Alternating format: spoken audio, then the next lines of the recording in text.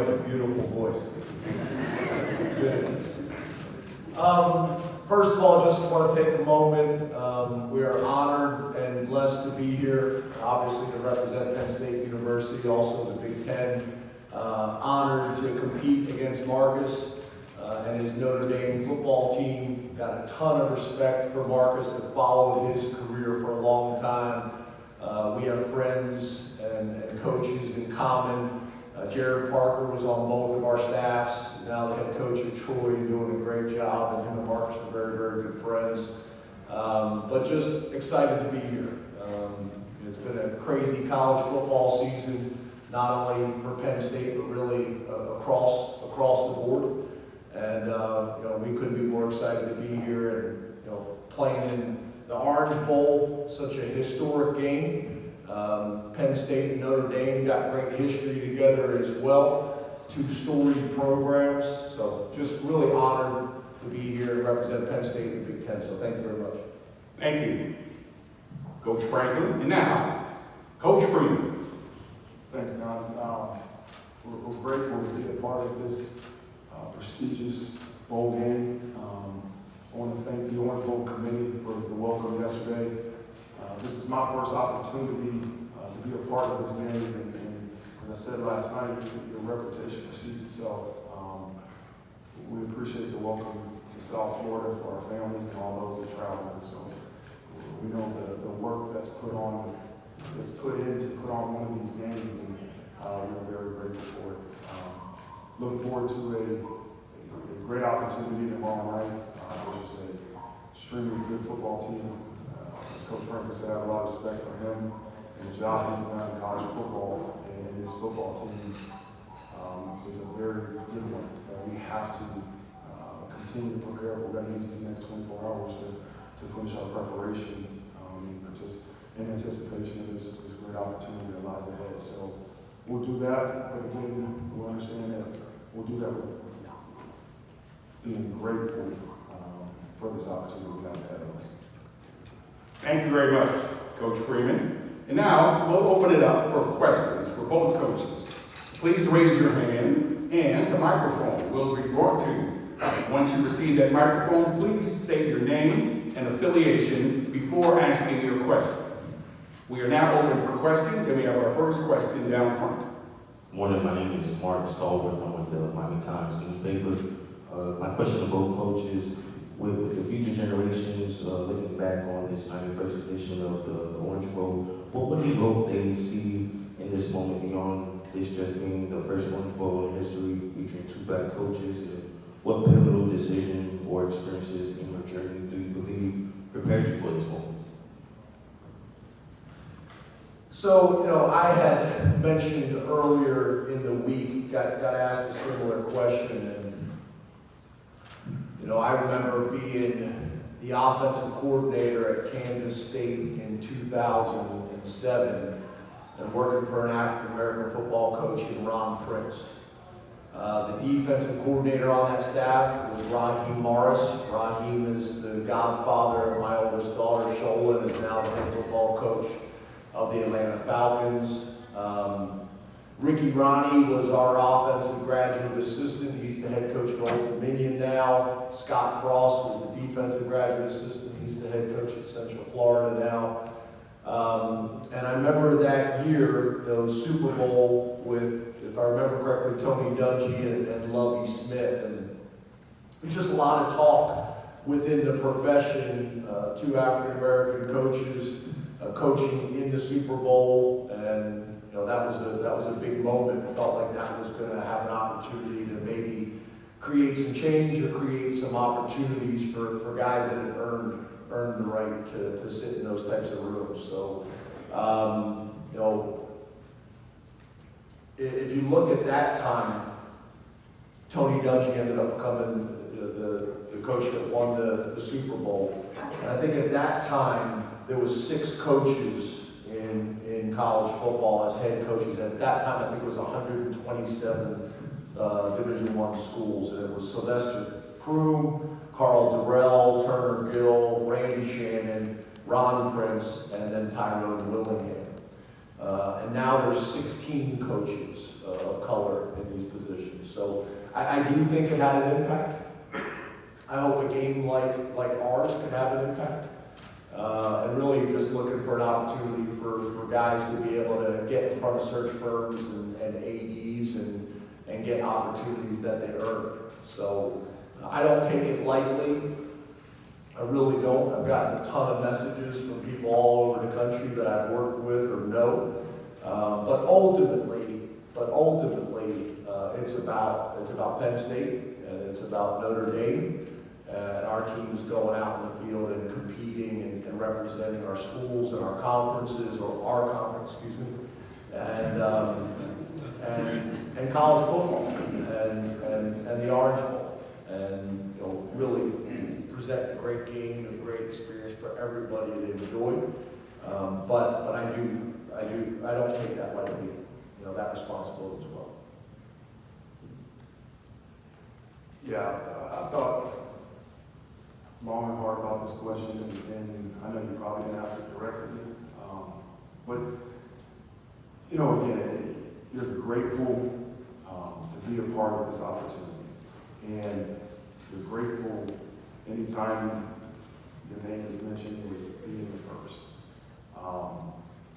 But you don't want to take away from how you got to this point. And that talks about your team, we talk about your team, and everybody that put the work into getting the program to this point, and those that have come before you. There's a lot of people in this coaching profession that come way before me that even need this opportunity. But the other person I think that deserves a lot of credit is our former AD, Jack Swarber, because he's the one, and our president, John Jenkins, at the time, that made the decision to hire a guy that was 35 years old and has never been a head coach. He made that decision. And so Jack Swarber and Father John Jenkins deserve a lot of the credit for having courage and for making a decision to hire me at that time. And so I want to make sure I recognize them. And again, this isn't about me. This isn't about one person. It takes a team. It takes a program. It takes a lot of people committing to something bigger than themselves to put your team in a position to be here. And I understand, and I'm very grateful for it. And if this creates more opportunities for other coaches, other minority coaches, great. That is great. It is great for the future generations of coaches, of college football coaches, of leaders. And so I am all for it, and I'm grateful to be a part of that. But at the end of the day, the attention on one person takes away what really gives your program a chance to get here. That's team, and that's committing to something bigger than yourself. And that's important. Over on the right.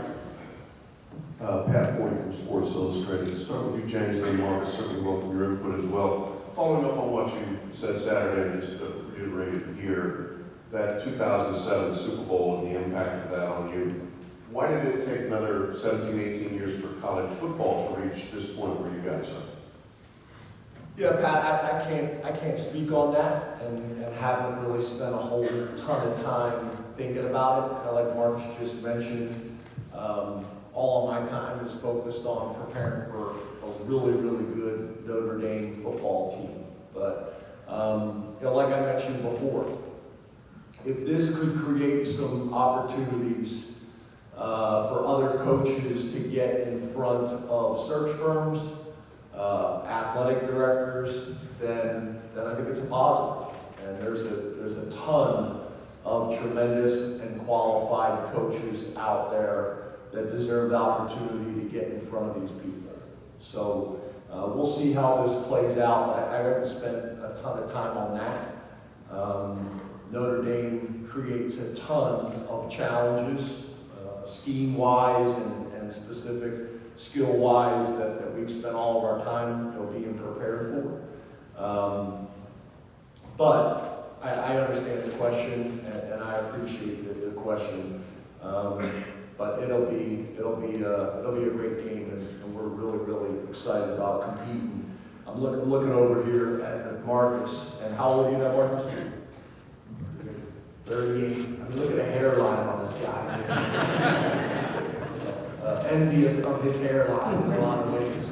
But Marcus has done a phenomenal job, and obviously he is the leader of one of the most storied programs in college football history. And so much respect for him in his career and his staff. He's got a great staff, got great leadership, just like we do at Penn State now. I think his comments about the decision-making and the leadership and the courage it takes to make these decisions, I feel the same way with our administration. That's one of the biggest changes at Penn State. Neely Bendapudi, our president, has been phenomenal.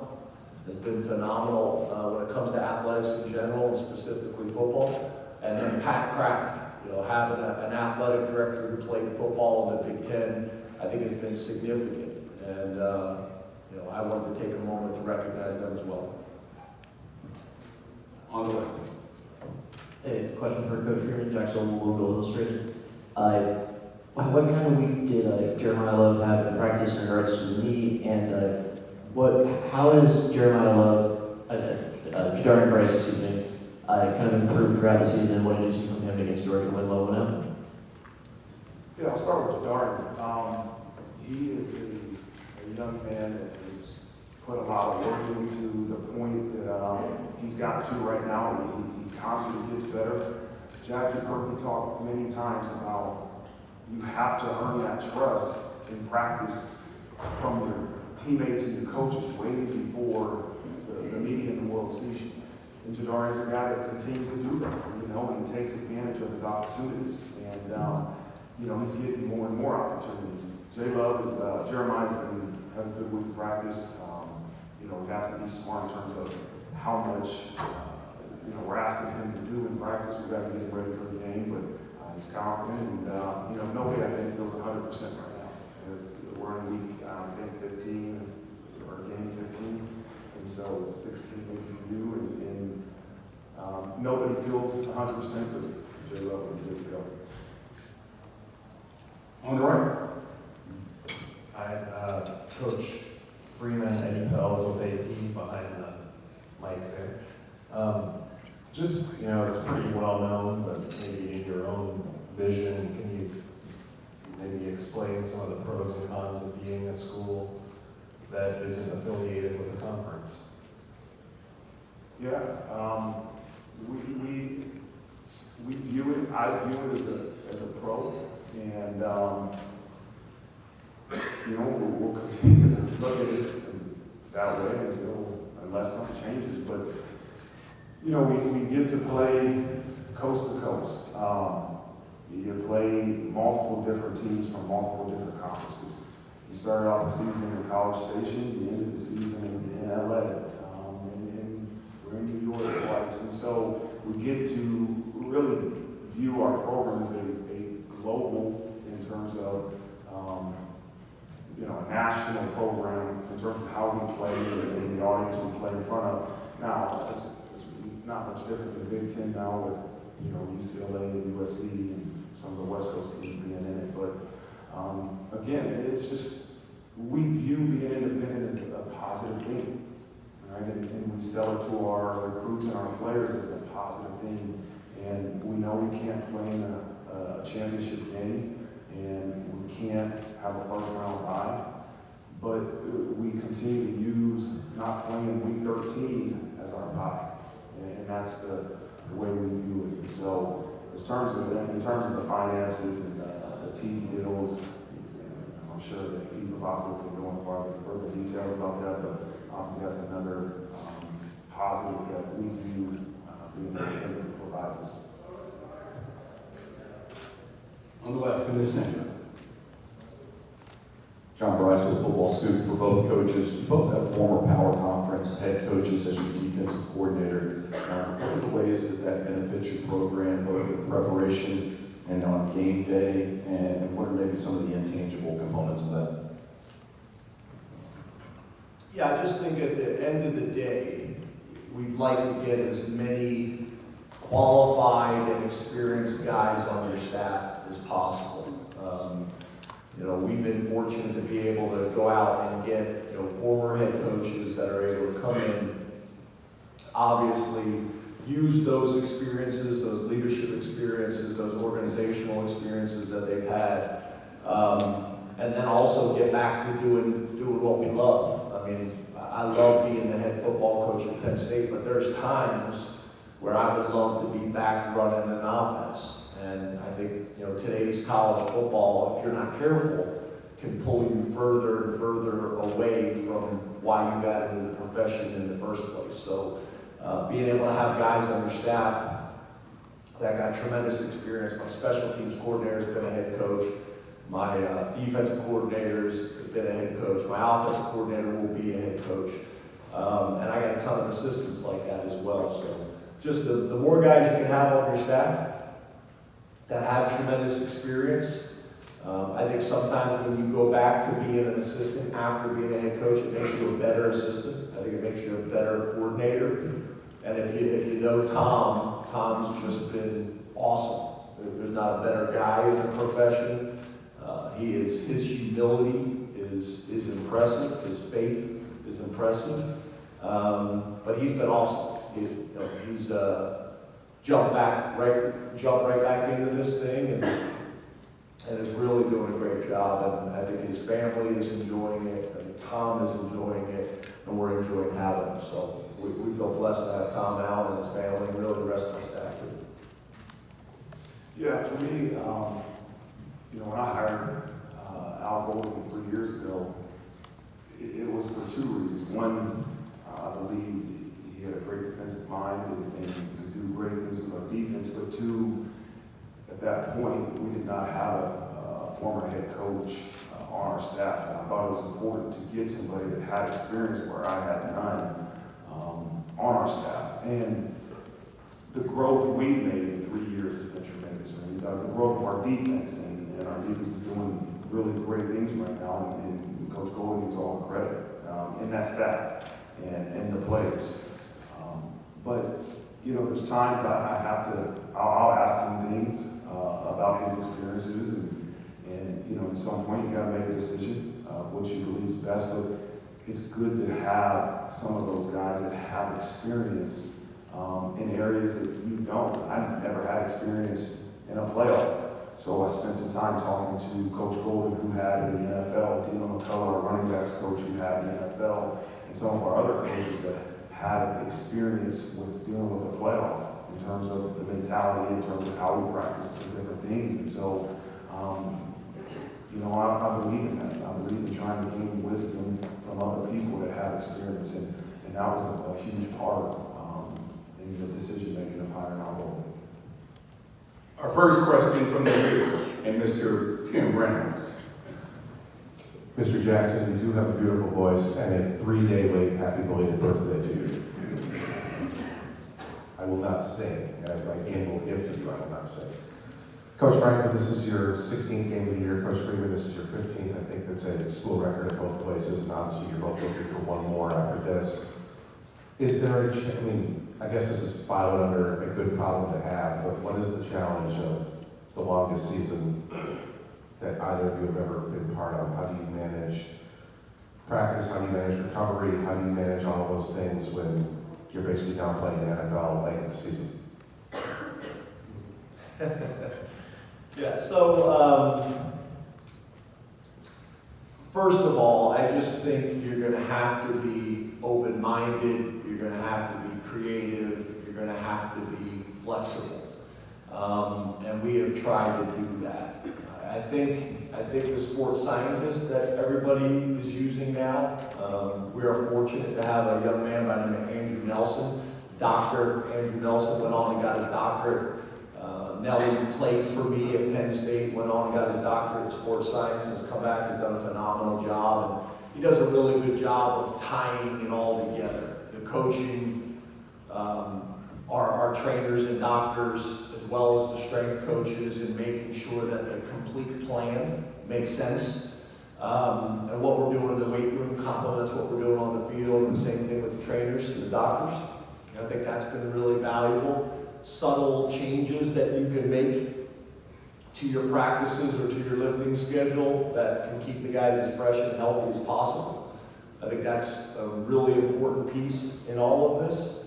I think another thing that I would say is how important depth and development in your program is.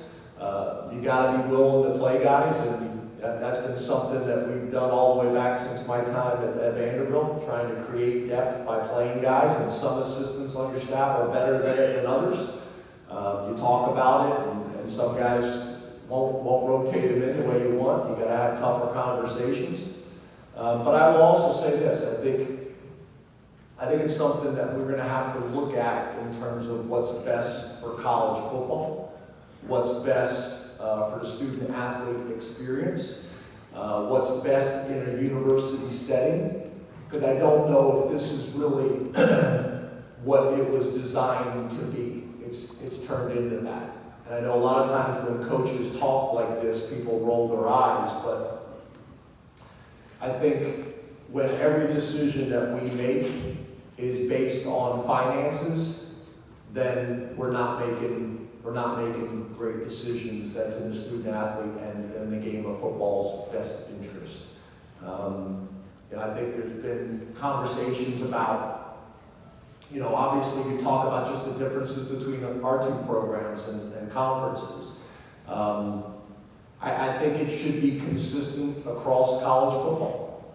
I think, again, this is no knock at Coach or Notre Dame, but I think everybody should be in a conference.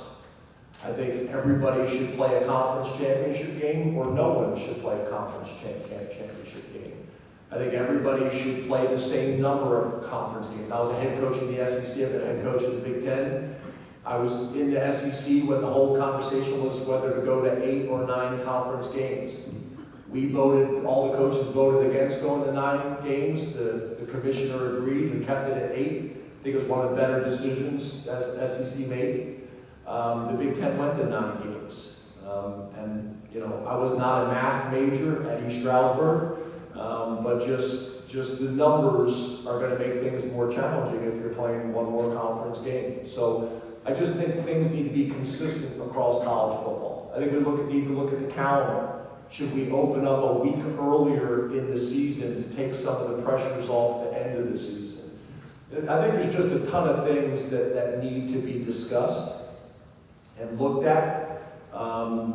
And I think we need to do it with people that do not feel the pressure from their university or their conference.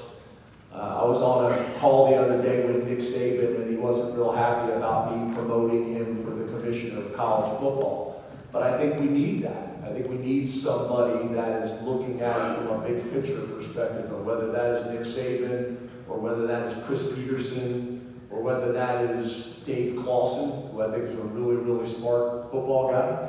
I think having somebody in that position would be valuable for our sport, for our student athletes.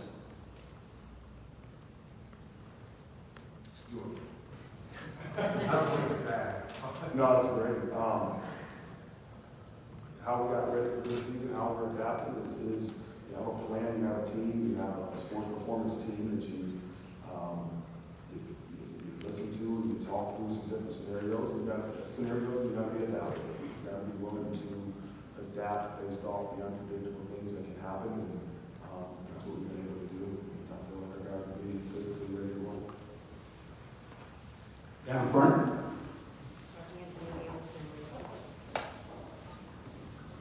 Andrea Wilson with ESPN.com for James. How has Abdul Carter progressed over the last week, and will he be able to play on? Yeah, I was going to ask you guys, there's a couple questions about the health of the Notre Dame team. I was going to hope you guys would ask me more questions so we can figure some of that stuff out. We anticipate Abdul playing. He's doing everything he possibly can to play. His approach has been awesome. He's lived in the training room, but it'll be a game time decision, and we'll see. But just like the guys that we're looking at on the Notre Dame roster and concerned about their impact on the game, Abdul's one of those guys as well. So I get the question, and I understand where it's coming from, but Abdul's approached this the right way. He wants to play. He's put a ton of like cryptic messages out on social media, which you guys have probably seen those. I learn as much from those as I do from my trainers. But we are hopeful and expecting Abdul to play, and we'll see. We'll see how that plays out. Do we have a question on the right? We're looking for right here. Okay. Rich Scarcella of Reading Eagle Media News Group. This is for both James and Marcus. Why is running the football and stopping the run a big part of your team's identity? You know, I think for us, it's what we do well and what we have to do to have success with this current team. And, you know, it's really, as you look at the course of our season, it's been a big indication of the outcome of the game, our ability to run the football and our ability to stop the run. It's a mentality, it's a mindset. It's just from my defensive coaching background, when you can't stop an offense from running the ball, it can be demoralizing. And that's why we say we have to do it now. We are probably ranked higher in the pass efficiency part of defensive statistics, but still the mentality of stopping the run is so important. And as you get later in the season, you play better teams, it's going to be important. I think the same as the turnover margin and those type of things. But as you look at Penn State, if you are not able to do a good job at stopping the run and trying to run the ball, you're not going to have success, and you're not going to get the outcome you want. And so that would be important is we get to the ball too. Right in the center.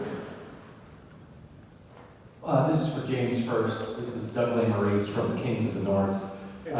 Michigan obviously won the I national. like the Kings of the North. He's perfect.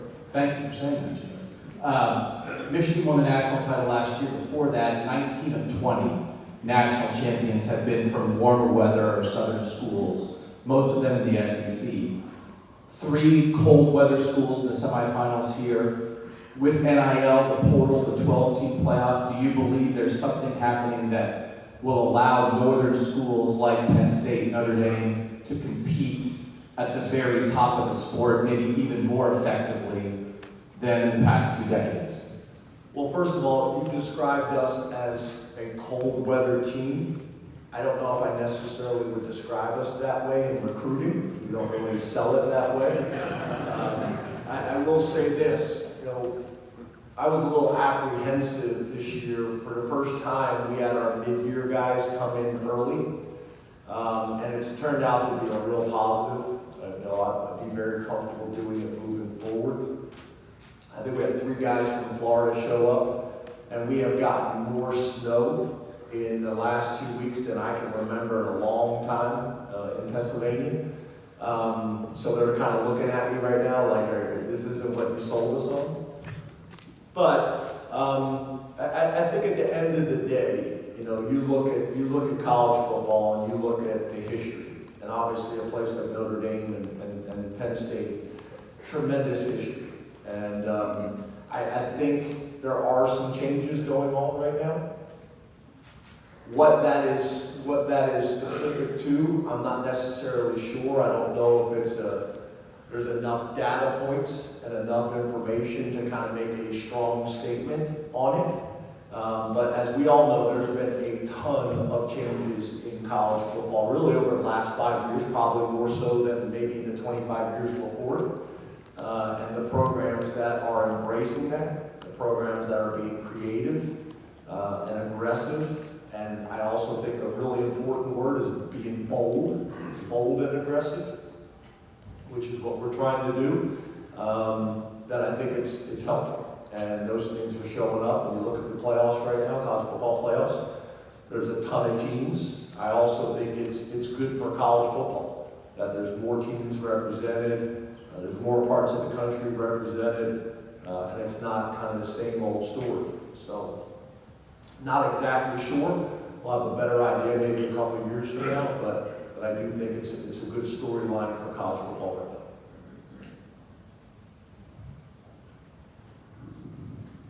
On the right. Coach Franklin, Eddie Pells from AP.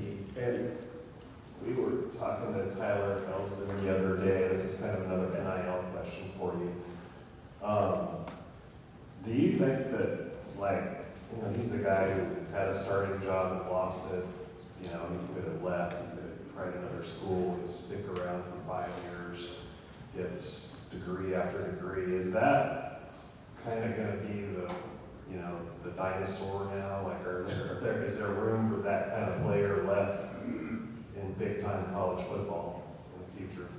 Yeah, I think that's a good question. I sure hope not. You know, I worry about the 105 impacting that because there's some, you know, you look at Dom DeLuca on our team. Dom was a walk-on, was the Pennsylvania Player of the Year, senior year, tore his ACL, comes to Penn State as a walk-on, earns a scholarship as a captain for us, playing really well. Is there less of those stories now because of the 105? Your point with Mr. Elsden, and NIL kind of impacting that. I sure hope not, because I think they're the stories that make college football so special.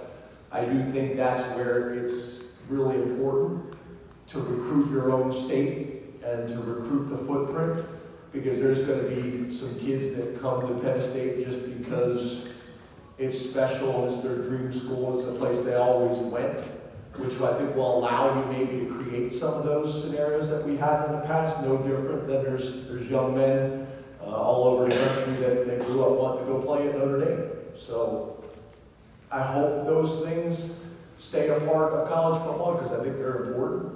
They're just great stories. And I cannot express the impact that Tyler Elston's had on Penn State football and our locker room. He is beloved in our locker room because he's earned everybody's respect and he's done it the right way. Okay. Yeah, Adam Whitmer with ESPN, just following up on what you said, James, on the need for uniformity. I wanted to get your opinion, Marcus, just as a coach of a program that really prides itself on independence. Does that need to happen? And then, James, I know you served on the AAC boards. Do coaches really want that to happen in terms of your interactions, to have it be the same or as much of the same, even though the sport's kind of celebrated for being different in different places? Yeah, you know, Coach Freeman has a lot more experience.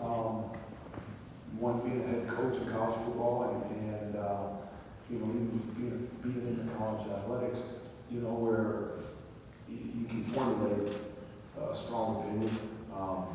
You know, for us, whatever you're going to tell us, we'll make the most of it. You know, we pride ourselves on our independence.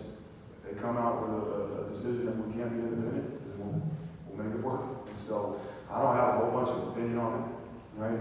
I'm a guy that just tell us what we're doing and let's go and move forward. And let's make the most of it. So not the answer you're probably looking for, but I'm not strongly opinionated about it. I love where we're at right now, and people, a lot in our Notre Dame administration will continue to make decisions that's best for our program. I think in a very eloquent way, Marcus just called me old. Much more experience. I guess what I would say, that the reason that I feel that way is I look at the college football, you know, playoff committee, and I just try, most things in life, I try to look at things from both perspectives, right? I just try to sit there and say, if I was in that room and I'm getting criticized about who makes the playoff, whether it was 4 or now 12, and everybody's got an opinion, I just think, how do you put those people that are in that room to make a really important decision that impacts the landscape of college football, and they can't compare apples to apples or oranges to oranges? I think that makes it very, very difficult. Strength of schedule plays a factor, and obviously Notre Dame, you know, plays a great schedule every year and have forever. And I get the understanding and the impact of independence on their program. I'm just talking about it more strictly from the college football playoff committee, sitting in that room trying to make decisions. How do you make decisions when every conference is different, schools are different? I think it puts them in a very, very difficult position. I'm just really speaking on it more from that. Okay, we're gonna have two more questions, and our first of the two final questions will be on the way. Pete Byrne, WSBT South Bend. This is for Marcus. You have been saying that you guys still have a lot to do in the next 24 hours.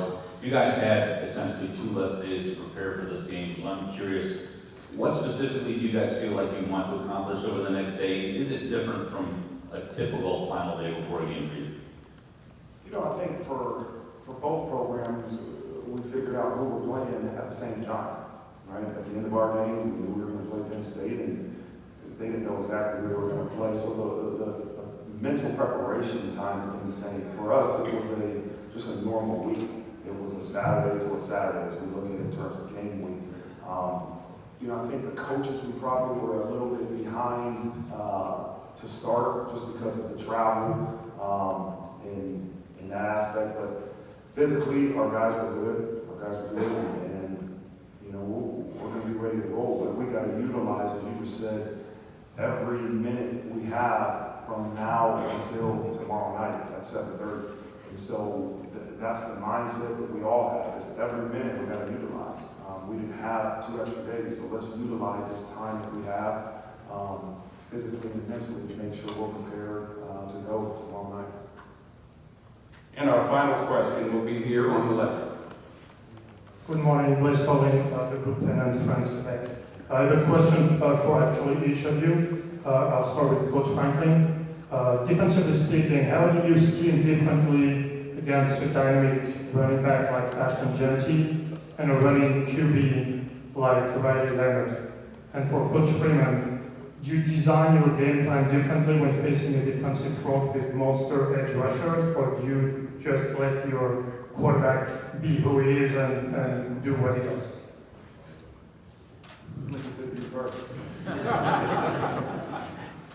Yeah, I think kind of back to what Marcus mentioned earlier, as a defensive-minded head coach, guy who's been a defensive coordinator, I think it always starts with trying to make people one-dimensional and then try to take away their strength. So last week we had a tremendous challenge in stopping or reducing the impact that Ashton Jeanty had in the game. And in my argument, one of the better backs in the history of college football based on his production and what he was able to do. So to me, we look at it similar. Notre Dame does a phenomenal job with their running backs, what they're averaging per carry, how they play up front. But now you're also having to factor the quarterback into it, which creates another challenge, which creates more stress. And how do we do that? At the end of the day, our focus is still on trying to defend the run. Notre Dame does it a little bit different way than what Boise State did last week. But it's still the whole philosophy of trying to make them one-dimensional as much as you possibly can. But also understanding that the quarterback's going to make plays. The running backs are going to make plays. And you're going to have to flush it and move on to the next play. And this is going to be a 4-quarter football game. And we're going to have to be prepared to compete like that. So stopping the run is priority number 1.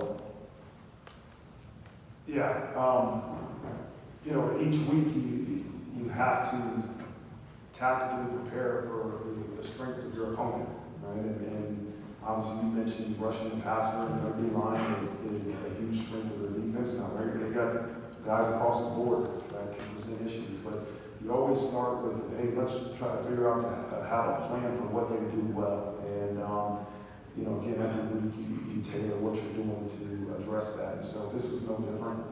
We understand that they have a really good front, but they got, like I said, a really good secondary and some good linebackers. So this is a tough defense that we're going to face offensively, but we'll have a plan, and then it's about adjustments. This game is about adjustments, and we've got to be ready to make the adjustments necessary.